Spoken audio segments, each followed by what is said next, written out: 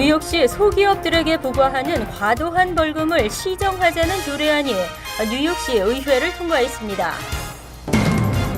플러싱 162가 한인 상가 번영의 설립을 위한 추진위원회가 구성됐습니다. 란킴 하원 의원은 취임 이래 100일 동안 3,000건이 넘는 민원 업무를 접수한 것으로 나타났습니다. 외국인 학생들에 대한 비자 심사가 대폭 강화될 전망입니다. 한반도의 위기감이 고조되면서 원달러 환율이 고공행진을 하고 있습니다. 이상은 이 시각 주요 뉴스입니다. 여러분 안녕하십니까? KBN 뉴스입니다. 뉴욕시 소기업들의 벌금이 과도하다며 상정한 조례안이 통과됐습니다. 각종 벌금으로 인해 소기업 활동이 위축되는 일은 없어야 되겠습니다. 뉴욕시 의회는 어제 전체 회의에서 과다한 티켓 발부 관행을 시정하는 패키지 조례안을 통과시켰습니다. 그동안 지나친 티켓 발부로 소기업 활동이 위축되고 기업 활동에 매진할 수 없다는 비판이 있어 왔습니다. 통과된 조례안은 먼저 빌딩국, 소비자보호국, 보건국 등 주요 티켓 발급 부처들이 앞으로는 티켓 발부를 하기 전에 경고장을 주거나 시정할 수 있는 기간을 부여해야 합니다. 시장에 서명 즉시 조례안이 발효되면 각 부처는 120일 이내에 규정 변경 내용을 시장실과 시의회에 보고해야 합니다. 또 시장실 산하 운영국은 오는 7월 1일까지 이들 부처의 검사관들을 위해 표준화된 고객 서비스 교육 커리큘럼을 마련해 각 부처별 검사관 교육 프로그램을 검토해 공인해야 합니다. 또한 문제가 생겼을 때 시정부의 어느 부처로 연락해야 할지 모르는 소기업주를 위해 이들 부처에서 각 커뮤니티로 연락관을 파견하도록 했으며 검사관이 조사를 벌이기 전 소기업주 권리 장전을 제시하도록 해 기업주들의 권리를 최대한 보호하도록 했습니다. 플러싱 162가 한인 상가 번영 추진위원회가 구성됐습니다. 오는 12일 공식 번영의 발족을 위한 모임을 갖는 추진위는 많은 한인 업주들의 관심과 참여를 당부했습니다. 주성훈 기자가 보도합니다. 플러싱 노던 블루버드와 46 애비뉴 사이 162가 선상에는 식당과 미용실, 네일샵 등 한인업소가 40여 곳이나 됩니다.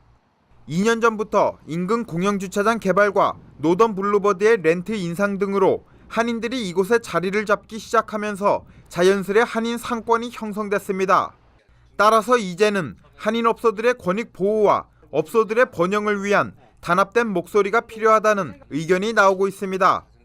이에 소수의 한인 업주들이 모여 162가 한인 상가 번영 추진위원회를 출범시켰습니다. 162가에 가면 어떠한 상인들이 있고 어떤 업종이 있다는 것을 갖다가 좀 더 많이 알 수 있는 기회를 가지고 또 우리에게 영업적으로 좀 불이익적인 면이 생길 때에는 어떤 그 모임의 힘을 이용해서 그걸 해결할 수 있는 그런 기회를 갖고자 퀸즈 한인회는 추진위가 공식 번영회로 확대될 때까지 최선의 지원을 약속했습니다. 저희 퀸즈 한인회에서는 이제 법률 자문이라든가 또 회계 자문 또 어떤 다른 또 이슈가 있으면은 저희가 계속 지속적으로 도와드릴 거고요. 특히 CD 문제라든가 이런 것 있으면 지속적으로 도와드릴 거고요. 우리 그 상임 번영회가 자립할 때까지 저희 퀸즈 한인에서 계속 지속적으로 도움을 드리고 인근에서 골프샵을 운영하고 있는 권병영 씨를 임시위원장으로 추대한 추진위는 오늘 12일 2차 모임을 갖고 공식 번영회 발족을 위해 논의합니다. KBN 뉴스 주성훈입니다. 란킴 뉴욕주 하원 의원이 취임 이래 100일 동안 접수한 민원 업무가 3,000건이 넘는 것으로 나타났습니다. 한인 사회를 위해 발벗고 나섰다는 것을 입증했는데요. 승객으로부터 폭행당한 송기평 씨 돕기에도 나섰습니다. 란킴 뉴욕주 하원 의원 사무실에 따르면 민원 접수가 날이 갈수록 늘고 있습니다. 지난 1월 700여 건이던 접수가 3월에는 1,000건을 넘어서며 3개월 동안 3,035건이 접수됐습니다. 접수된 통계는 소득세 신고, 무료 서비스 이용이 838건으로 가장 많았고 주택 관련 187건, 통역과 번역 관련이 53건, 사회보장 혜택이 40여 건 등입니다. 김 의원은 취임 이래 투명성과 책임성을 목표로 업무를 수행하고 있다며 민원 처리 데이터는 주의회의 예산 배정에 중요한 자료가 될 것이라고 덧붙였습니다. 한편 김 의원은 그동안도 한인 옐로캡 운전기사 김기천 씨 사건으로 택시 운전기사 보호 법안을 상정하는 등 필요한 법안을 상정했지만 이번 또 다른 한인 운전기사 송기평 씨 사건을 접하고 그를 돕기에 나섰습니다. 김 의원은 지난 8일 맨해튼 코넬대 의대병원에 입원해 있는 송 씨를 방문, 사건 개요를 전해 듣고 빠른 사건 해결을 약속했습니다. 이어 어제는 사건 발생 지역을 관할하는 19경찰서를 찾아 수사에 착수할 것을 촉구했으며 이 지역 마이카 켈러 주 하원 의원에게 케이스를 전달했습니다. 학생 비자 심사가 대폭 강화될 전망입니다. 학교 측은 학생들에 대한 감시와 관리, 감독을 강화하도록 했으며 비자 인터뷰 심사는 더 까다로워집니다. 정부가 유학생들에 대한 철저한 관리 시스템을 구축해야 한다는 입장입니다. 연방하원법사위원회는 어제 지난 2월 구스 발라리키스 공화당 의원이 발의한 학생비자 보안 개선 법안을 상정했습니다. 이 법안은 외국인 학생들에 대한 비자 심사를 대폭 강화하는 내용이 골자로 공화당 의원들의 지지를 받고 있어 하원의 통과가 무난할 것으로 보입니다. 법안에 따르면 비자 심사관들은 학생 비자 신청자들에 대한 신원과 배경 조사를 강화하고 비자 신청 서류를 철저히 하도록 했으며 비자 심사관들은 대면 인터뷰를 통해 이들의 입국 부적격 사항을 재검토하도록 했습니다. 외국인 학생들을 받아들이는 학교들은 외국인 학생들의 학기 중 결석 일수가 30일을 넘지 않도록 관리하고 매 60일마다 대면 인터뷰를 실시하는 등 유학생 관리 강화를 강조하고 있습니다. 이와 함께 외국인 학생을 받아들이는 학교가 유학생 관리 전담 직원을 배치하도록 하는 조항도 법안에 포함됐습니다. 아울러 이민당국의 유학생 관리 시스템인 세비스 관리 전담 직원을 최소 2명 이상 두도록 했으며 유학생 200명당 전담 직원을 1명씩 추가하도록 했습니다. 또 법안은 유학생 전담 직원들이 국토안보부가 인증한 훈련 과정을 이수하도록 의무화하고 있습니다. 신성한 교육의 장에서 이번에는 칼부림 사건이 벌어졌습니다. 총으로 놀란 가슴이 칼로 충격에 빠졌습니다. 지난 9일 오전 11시 20분쯤 텍사스주 휴스턴 인근의 론스타 대학 사이페어 캠퍼스에서 한 재학생이 건물을 돌아다니며 자신이 소지한 칼로 동료 학생들을 닥치는 대로 살해하는 어처구니 없는 사건이 발생했습니다. 이번 사건으로 최소한 14명이 부상을 당했으며 이 가운데 3명은 위중한 상태입니다. 일부 부상자들은 헬기에 실려 병원으로 후송됐습니다. 용의자는 이 학교에 재학 중인 20세 딜런 퀵이라는 백인 학생입니다. 그는 범행 도중 3명의 학생에 제압돼 출동한 경찰에 체포됐습니다. 사건이 발생하자 대학 관계자들은 학생들을 대피시키고 공범이 있는지 조사했으나 현재까지 특별한 추가 상황은 발견되지 않고 있습니다. 이번 사건은 론스타 대학의 또 다른 캠퍼스에서 총격 사건이 일어나 2명이 부상당한 지 3개월 만에 발생한 것입니다. 페이바이폰 시범 프로그램이 먼저 브롱스에서 실시됩니다. 미니미터기에 돈을 넣지 않고 스마트폰 앱으로 간편하게 주차비를 지불할 수 있는 프로그램인데요. 가장 좋은 점은 깜빡 잊고 있어도 시간이 되면 알려주기 때문에 티켓을 받을 염려가 없습니다.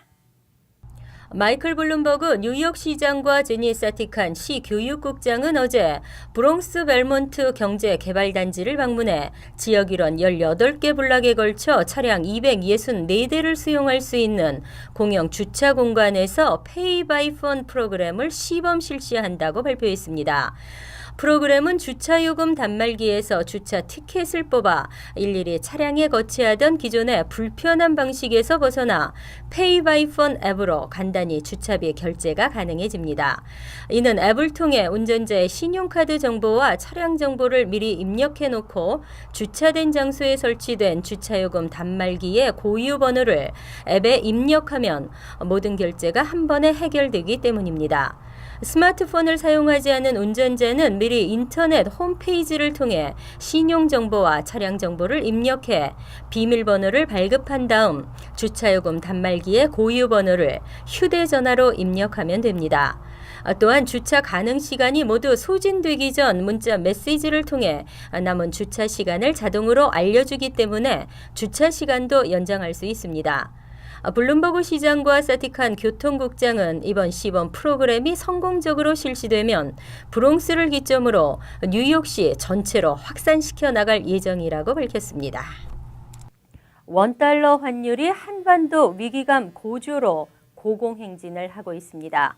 최근 8개월 내 최고치까지 치솟았는데요. 추가 상승 여부는 북한의 태도에 달렸다는 분석입니다. 원달러 환율은 지난 8일 서울 외환시장에서 1,146원의 장을 마감하며 지난해 7월 26일 이후 8개월 만에 처음으로 최고치를 경신했습니다. 이어 어제는 1,140원의 장을 마감, 평균 1,110원대를 유지하던 지난달과 비교해 1,140원대로 올라섰습니다. 원달러 환율은 지난 주말 북한이 평양 주재 외국 공간에 철수할 것을 통보하는 등 북한의 무력 도발이 예상되면서 한반도 위기감이 고조됨에 따라 상승세를 보이고 있는 것입니다. 어제 환율은 전날 북한이 공단에서 일하는 북한 근로자를 전원 출수하는 등 개성공단을 포기하겠다고 밝히면서 3.90원 오른 1,144원의 개장 5일째 상승으로 출발했습니다. 단기 환율 상승으로 인해 이날 오전 소폭 내림세로 돌아섰지만 북한이 개성공단 조업에 잠정 중단을 선언하는 등 지정학적 리스크가 부각되면서 한때 1,145.3원까지 올랐습니다. 그러나 북한의 물리적 도발이 없고 남북 간 대화 등 상황이 개선되면 상황은 급 반전될 것으로 예측되고 있습니다. 이어서 LA 지역 한인사회 소식입니다.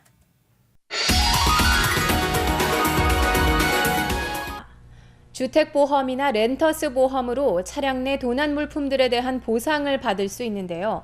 충분한 증거 확보가 중요하다고 합니다. 김혜리 기자가 알아봤습니다. 여행을 다녀오는 동안 집안에 있던 폐물부터 시계, 보석까지 절도당해 정신적 피해와 금전적 피해를 받은 김모 씨.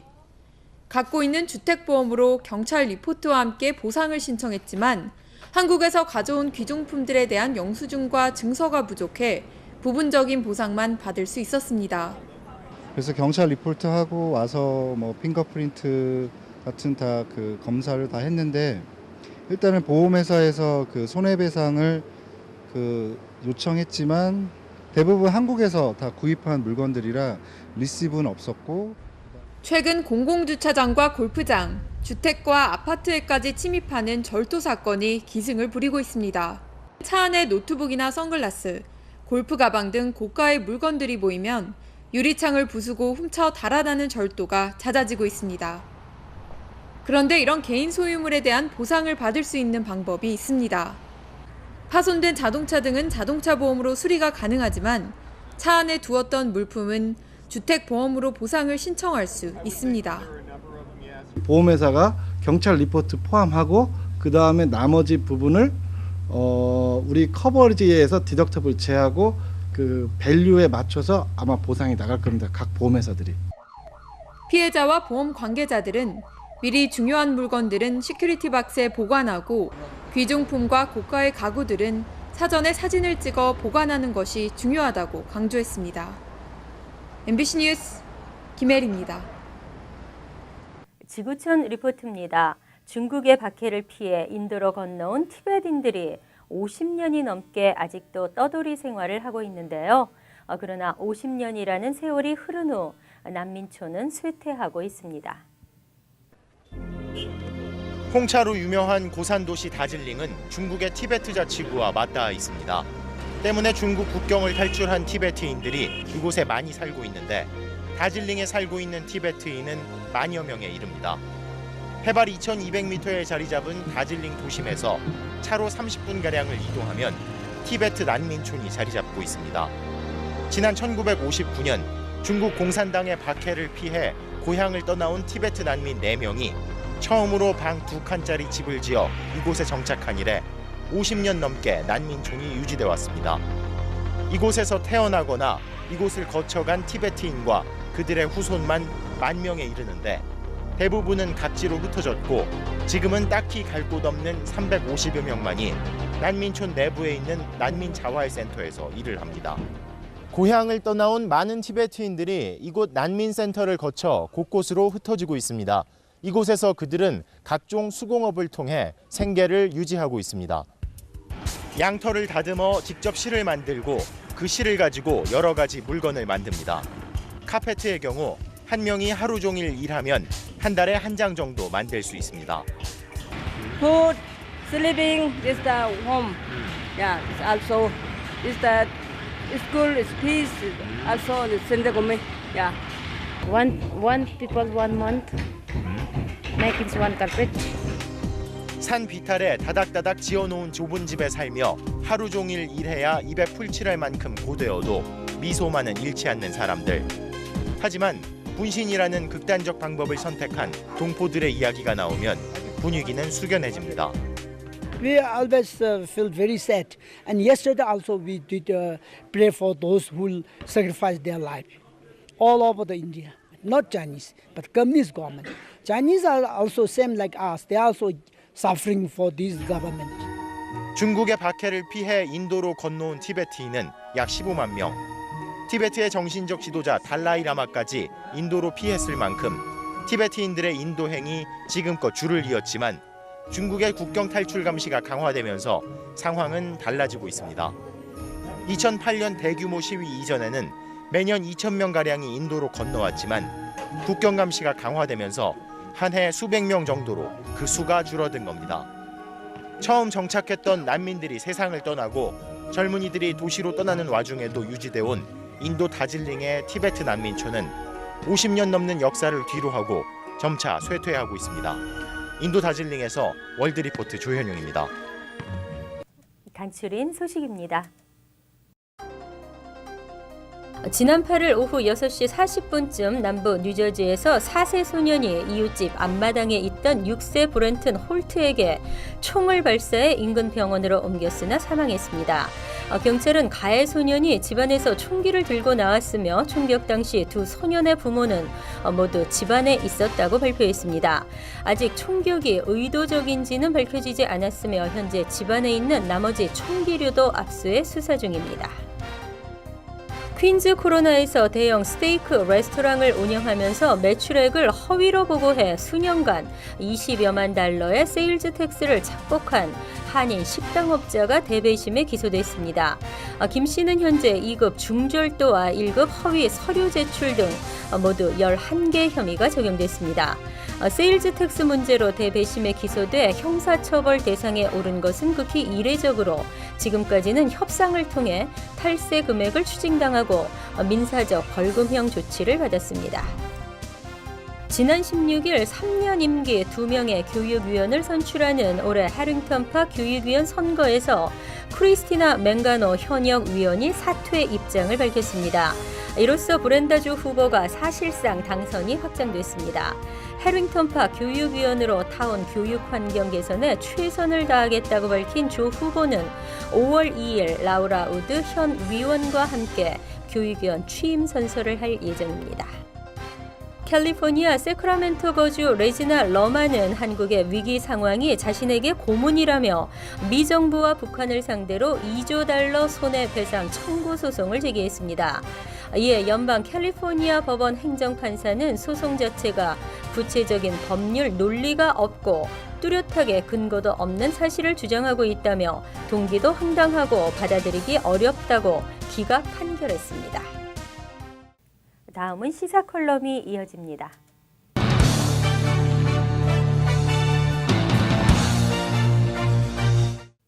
여러분 안녕하십니까? 죽으려고 발악하고 있다. 죽으려고 용 쓴다. 죽으려면 무슨 짓인들 못하나. 이런 말을 잘못 쓰면 상대의 감정을 불러올 수 있는 위험한 표현입니다. 그러나 이런 표현은 지금 북한의 김정은을 향해 아무리 쏘아붙여도 시원치 않을 말입니다.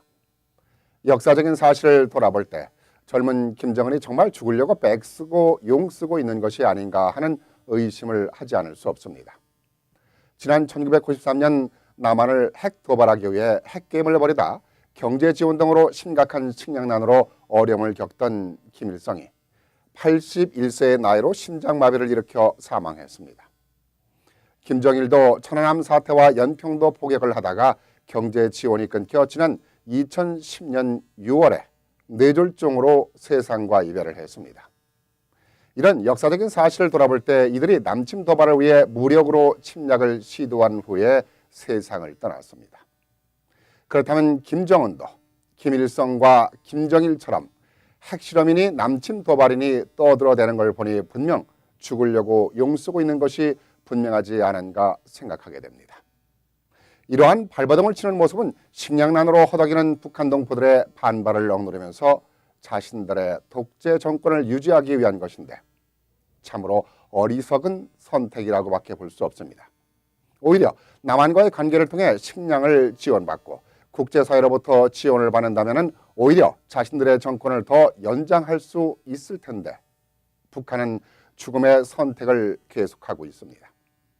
북한을 지원해주고 있는 중국이나 러시아도 김정은 정권의 침략적인 행동에 대해서 외면하고 있습니다. 북한은 자신들의 가장 최우방국이라고 하는 중국 시진핑 주석의 보아오 아시아 포럼에서 연설한 내용을 귀담아 들어야 할 것입니다.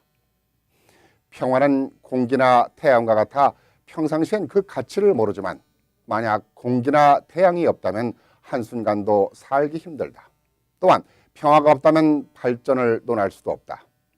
국가는 그 대소사를 막론하고 강하든 약하든 또한 부유하든 빈곤하든 모든 것을 떠나 모두 평화의 수호자가 돼야 한다며 우리 지구촌은 서로 힘을 겨루는 경기장이 아니며 한 개인이나 국가가 한 지역과 세계를 어지럽혀서는 안 된다는 연설을 했습니다.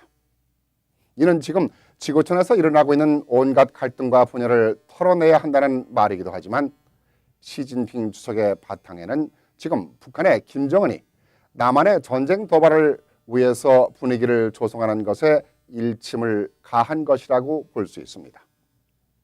북한의 무력 도발에 미국을 비롯한 세계가 주시하며 이에 대응하고 있기도 합니다. 한마디로 무력 도발은 어림 반푼어치도 없는 상황인 것입니다. 쓸데없는 감정이나 자존심을 내세워 죽으려고 용서지 말라는 말입니다. 그렇다면 방송 표현에는 좀 과한 언어지만 김정은한테는 잘 어울릴 것 같아 한마디 한다면 쪽팔림은 순간이고 이익은 영원하다는 말을 하고 싶습니다. 탄도미사일 발사니 무력 도발이니 하는데 모두 포기하고 개성공단을 다시 가동할 수 있도록 해야 할 것입니다. 북한 주민들의 생계가 달려 있습니다. 1년에 1,000억 원에 이르는 북한 돈으로 엄청난 경제 이익을 가져오게 하는 돈입니다. 북한은 더 이상 우둔한 짓으로 죽음을 재촉하지 말기를 바랍니다. 괜히 김정은이 감정을 추스리지 못해 남한을 한 대 때렸다가는 10대가 아니라 패가 망신한다는 사실을 김정은 정권은 알아야 할 것입니다. 감사합니다.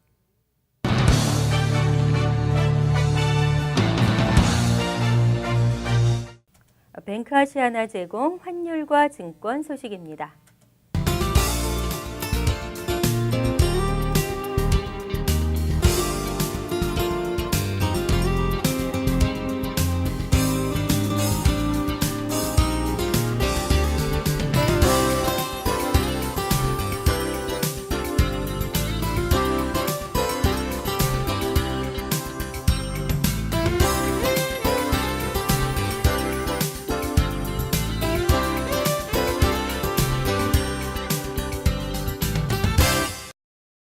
이어서 날씨입니다. 갑자기 찾아온 초여름의 더위는 목요일인 내일 흐리고 한두 차례 소나기가 내리면서 20도 가까이 기온이 떨어지겠습니다.